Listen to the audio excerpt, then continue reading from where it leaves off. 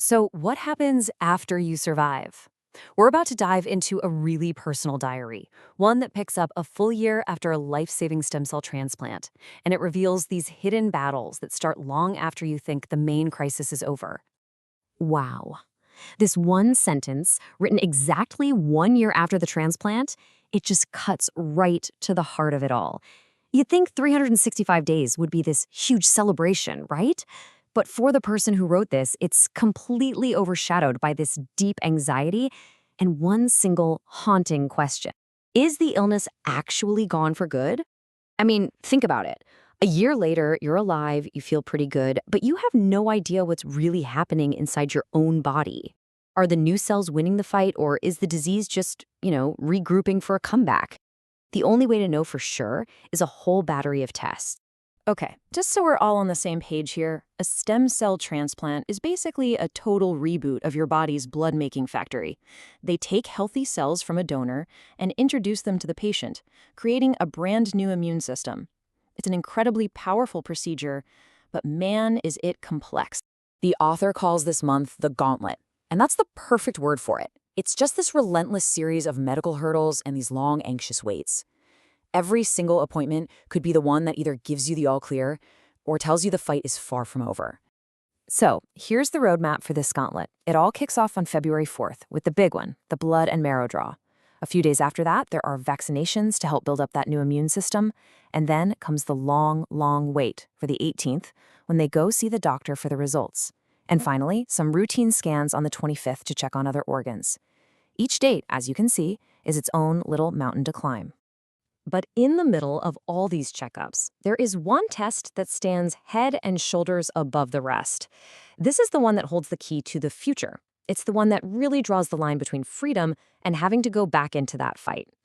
And this is it, the molecular test. Its precision is just incredible. It is so sensitive, it can find the tiniest, most microscopic trace of disease left behind. Now, the last two tests came back at 0, which is great, but that's no guarantee. The author is just bracing for a long, agonizing wait for this result, not expecting to hear a thing until maybe the middle of March. So, while they're waiting for that ultimate answer, the first batch of results from that February 4th blood draw, they start to trickle in, and they start to paint a really complicated picture. So it's a real mixed bag. On one hand, you've got great news. The new immune system is pumping out white blood cells and hemoglobin beautifully. But then you have these new red flags. The platelets are a little low, which is always a worry. And then something new. The thyroid seems to be under attack. And this introduces a really fascinating paradox of the whole healing process. And this just perfectly illustrates the double-edged sword of a transplant. See, that thyroid issue is probably a mild form of something called graft versus host disease, where the new donor cells attack the patient's own body. But, and this is the crazy part, that can actually be a good sign. It means the donor cells are active and aggressive, which also means they're likely doing their most important job, graft versus leukemia, hunting down any sneaky cancer cells that might be hiding. Just 2 days later, a little more good news comes in. The first, less sensitive marrow test comes back clean. No disease detected.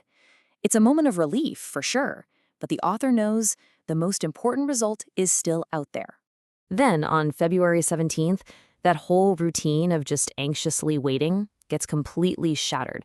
An unexpected call comes in from the hematology department. The doctor's visit, which was scheduled for the 20th, is suddenly moved up to the very next day. And of course, your mind just jumps to the worst possible conclusion. The molecular result must be in early. And it has to be bad news. As they write in the diary, that one little change of plans was enough to just completely destroy their sense of calm. So the next day, it's time to go to the hospital for the verdict, just steeling themselves for the news that could change absolutely everything. The doctor says the molecular test result is already in, weeks ahead of schedule. And the result is 0. Just an incredible wave of relief.